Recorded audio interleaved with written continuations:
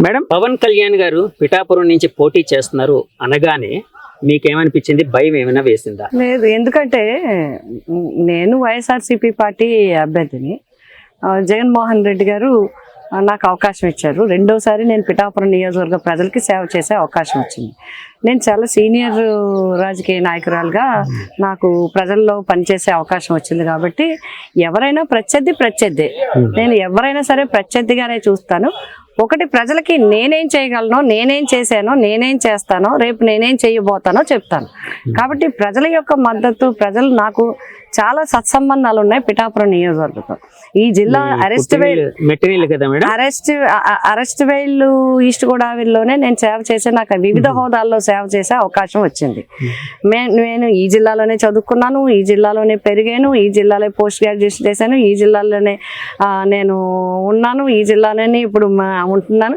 ముఖ్యంగా పిఠాపురం నియోజకవర్గం తో నా అనుబంధం ఏంటంటే, ఎన్టీ రామారావు గారు, నా విశ్వవిఖ్యాత నట సార్వభౌమ ఎన్టీ రామారావు గారు నాకు మొట్టమొదటిగా సీట్ ఇవ్వటం జరిగింది.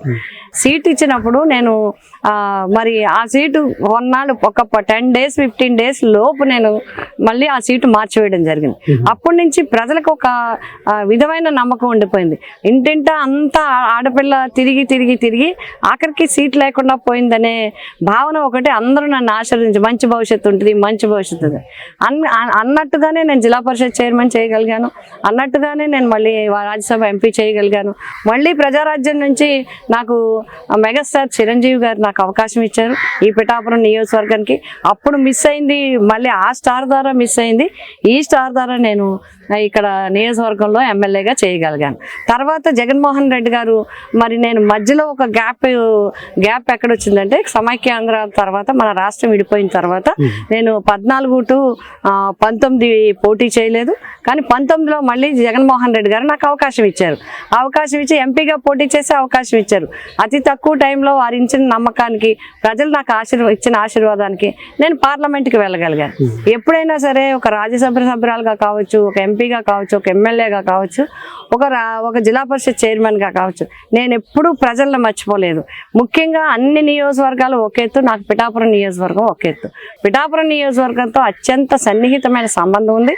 ప్రజలు నన్ను ఒక ఆడబొడుచుగా భావిస్తారు, ఒక ఇంటి బిడ్డగా భావిస్తారు. నన్ను ఆ వాళ్లతో ఉన్న అనుబంధం అంతేకాదు, కులాలకి మతాలకి అతీతంగా నన్ను అభిమానిస్తారు. ప్రతి ఒక్క ఏ కులమైనా, కాపులు ఎంతగా కాపు ఆడబోడ్చని ఓన్ చేసుకుంటారో, ఎస్సీస్ అదే విధంగా ఓన్ చేసుకుంటారు, బీసీస్ అదే విధంగా అదర్ క్యాస్ట్లు అన్నీ కూడా నన్ను మా అమ్మాయి, మా ఇంటి మనిషి, మా మనిషి, మేము పిలిస్తే పలుకుతుంది వంగా గీత, మా నేత అని చెప్పి అందరూ కూడా చెప్పడం జరుగుతుంది. కాబట్టి నా గెలుపు, నా వైఎస్ఆర్సీపీ గెలుపు తథ్యం అనేది మాకు సంపూర్ణ విశ్వాసం ఉంది. కాబట్టి ప్రత్యర్థి గురించి దానికి భయపడాల్సింది లేకపోతే వేరేగా ఆలోచించాల్సినంత విధంగా నాకు అనిపించలేదు. అలాంటి ఫీలింగ్ ఏం రాలేదు. ఎందుకంటే 175 నియోజకవర్గాల్లో 175 మంది 175 మీద పోటీకి ఉంటారు. మేడం, ఇప్పుడు ప్రజారాజ్యంలో కూడా ఒకప్పుడు పనిచేశారన్నారు కదండి. అప్పట్లో చిరంజీవి గారు ఆశీర్వదించారు మిమ్మల్ని, అంటే పోటీ చేయించారు, కానీ అప్పుడు గెలవలేపారు. మేడం, గెలిచారు మీరు. 18 మందిలో మీరు ఒకరు గెలిచారు. సో అప్పట్లోని పవన్ కళ్యాణ్ గారు కూడా యువరాజ్యం అనే దానికి ఒక అధినేతగా ఉన్నారు. అంటే అక్కడ నాయకుడిగా ఉండేవారు. ప్రజారాజ్యం అభ్యర్థుల విజయానికి చాలా కృషి చేశారు కదండి. ఆ విధంగా ఆయనతో ఏమైనా సంబంధం? తప్పకుండా యువనేతగా అందరూ వచ్చేవారు, కలిసేవారు అందరితో. అప్పుడు యువనేతగా ఆ పార్టీ తరఫున ఆయన ఆ పార్టీలో వర్క్ చేస్తున్నాం, మేము ఆ పార్టీలో వర్క్ చేస్తున్నాం మహిళా నేతలుగా. అట్లాగే ఎమ్మెల్యేగా మేము పనిచేసా ఉన్నది. బట్ ఇప్పుడు రాజకీయ పరిస్థితులు రాను అన్ని రకాలుగా మార్పులు వచ్చాయి. ఆయన మళ్ళీ కొత్త పార్టీ వచ్చారు, కొత్త పార్టీ పెట్టుకున్నారు, పార్టీ అధినేతగా ఉన్నారు. నో డౌట్ ఆయన సెలబ్రిటీ ఆయనకు ఉండే ఆకర్షణ ఆయనకు ఉంటుంది. ఆయనది ఆకర్షణ కావచ్చు, లేకపోతే సెలబ్రిటీ ఇమేజ్ కావచ్చు. బట్ నాకు తెలుసు, నేను కూడా 2 దశాబ్దాల పైనుంచి రాజకీయ జీవితంలో ఉన్నాను. నేను చాలా యంగ్ అప్పటి నుంచి రాజకీయ జీవితంలో, మీరు కూడా సెలబ్రిటీనే, రాజకీయంలో వచ్చాం. నేను సెలబ్రిటీ అని చెప్పలేను, కానీ నాది వర్క్ హాలిక్ నేను. కాబట్టి తప్పకుండా ఎవరైనా సరే వంగాగీత గారు పని చెప్తే అవుతుంది, వంగాగీత గారు పని చెప్తే శ్రద్ధగా చేసి పెడతారు. వంగాగీత గారు అయితే మాకు ధైర్యంగా ఉంటుంది, మా మాట వింటారు, మా పని చేస్తారే విశ్వాసం ప్రజలకు ఉండడం నా అదృష్టంగా భావిస్తున్నాను. మేడం ఇందాక మాట్లాడుతూ ఒక మాట అన్నారు, అప్పట్లో ఎన్టీ రామారావు గారు సీట్ ఇచ్చారు, తర్వాత అనుకోని కారణాల వలన మార్చేశారు. ఏంటి మేడం ఆ కథ ఏంటి? అంటే అప్పుడు నేను ఇంకా చాలా యంగ్ అప్పుడు. ఫస్ట్ టైం ఆయన ఆడపిల్లలకి సీట్ ఇవ్వడానికి పిలిచిన. ఇప్పుడు అంత అవేర్నెస్ కూడా లేదు, అయినా కూడా నాకు పిఠాపురం అసెంబ్లీ సీటు నాకు ఇవ్వటం జరిగింది. 83 అండి,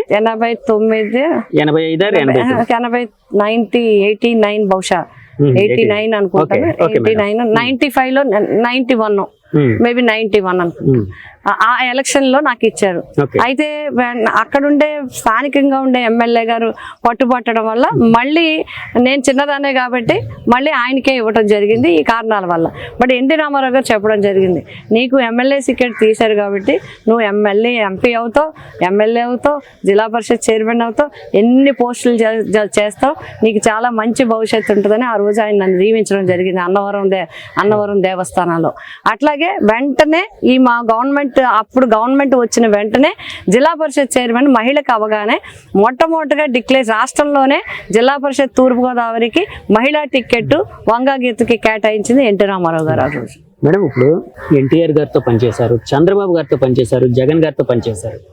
వీళ్ళ అంటే పనితీరు కానీ వాళ్ళ విజన్ కానీ ఏ విధంగా ఉంటుంది మేడం? అంటే ఎవరి పనితీరు ఎవరిది అనేది అప్పుడప్పుడు పరిస్థితులను బట్టి ఒక్కొక్క తీరులో రాజకీయంగా ఎవరైనా సరే డెవలప్మెంట్ ఏ మేనిఫెస్టో అయినా డెవలప్ చేయడానికే ఉంటుంది, ఏ నాయకుడైనా ఏ పార్టీ అయినా డెవలప్ చేయడానికనే ఉంటుంది, ఏ నాయకుడైనా కూడా ఒక ఏరియా ఈ రాష్ట్రాన్ని అభివృద్ధి చేయాలనే ఉంటుంది. అయితే జగన్ గారికి అందరికీ పోలిక ఏంటంటే జగన్ గారు ప్రో పీపుల్, ప్రో పూర్, అంతేకాకుండా డెవలప్మెంట్ ఒకవైపుని ఇప్పుడు హార్బర్స్ కానీ ఎయిర్పోర్ట్స్ కానీ లేకపోతే ఇతర ప్రాజెక్టులు కానీ SEZ డెవలప్మెంట్ కానీ ఇవన్నిటిని కృషి చేస్తూనే పేద ప్రజలకు ఒక నమ్మకం విశ్వాసం కల్పించారు. ఇది ఇప్పుడు వరకు జరగలేదు. ఎందుకు అని చెప్తున్నానంటే ఏవేవో కమిటీల వల్ల స్థానికంగా ఒక వేరు కమిటీలు, జన్మభూమి కమిటీలు కావచ్చు లేదా ఇంకొక కమిటీలు కావచ్చు, కమిటీల ద్వారా పేదల యొక్క సంక్షేమ భవిష్యత్తుని వారి చేతిలో పెట్టడం జరిగింది.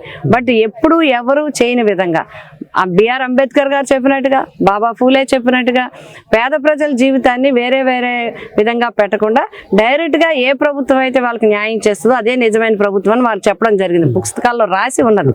ఆ విధంగా జగన్మోహన్ రెడ్డి గారు ఒక వాలంటీర్ వ్యవస్థను తీసుకొచ్చారు, ఒక సెక్రటరియట్ వ్యవస్థను తీసుకొచ్చారు.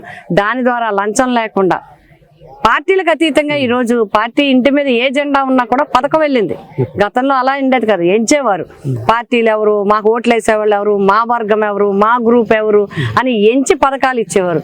ఈ ప్రభుత్వం ఎంచకుండా నిస్వార్థంగా అర్హతే ప్రాధాన్యంగా పథకాలు ఇచ్చేది. పేదవాడికి ఈరోజు భరోసా జగనన్న ఇచ్చిన వాలంటీర్ ఉన్నాడు, నాకు ఏ కష్టం వచ్చినా వాలంటీర్ ద్వారా ప్రభుత్వానికి అందుతుంది, నాకు న్యాయం జరుగుతుందని చెప్పి నిజమైన for the people by the people to the people కి పూర్తి అర్థం ఎవరంటే జగన్మోహన్ రెడ్డి గారు ప్రభుత్వం. ఇప్పుడు ఆపరేషన్ లేకుండానే మోకాళ్లకు ప్లాస్మా ట్రీట్మెంట్, మీ ఆర్థోపెడిక్ సమస్యలన్నిటికీ రోబోటిక్ టెక్నాలజీ ద్వారా తక్కువ ఖర్చుతో శాశ్వత పరిష్కారం, ఫ్రీ కన్సల్టేషన్, ప్రతి ట్రీట్మెంట్ పై 20% డిస్కౌంట్. ఈ ఆఫర్ కొద్ది రోజులు మాత్రమే, త్వరపడండి. V9 hospitals 9281465842.